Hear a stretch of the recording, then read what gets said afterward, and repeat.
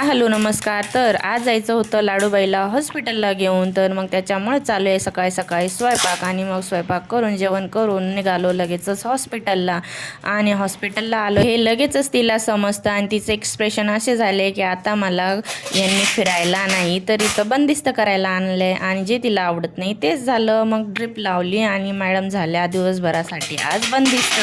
मग काय मॅडमला फिरवायचं काम चालू आहे आणि हा आमच्या रूमच्या मागे पाठीमागचा व्ह्यू आहे, किती छान। नंतर मग थोडंसं तिला फिरवलं, झाला मॅडम बंदिस्त, आता झोपूनच राहावं लागेल। मग चहा आली होती, चहा घेतली आणि आज तिला जे हवं तेच द्यावं लागतं, मग ते चांगलं असो किंवा वाईट, पण मग तिचा असा टाईमपास करावाच लागतो, नाहीतर मग खूप जास्त धिंगाणा करते।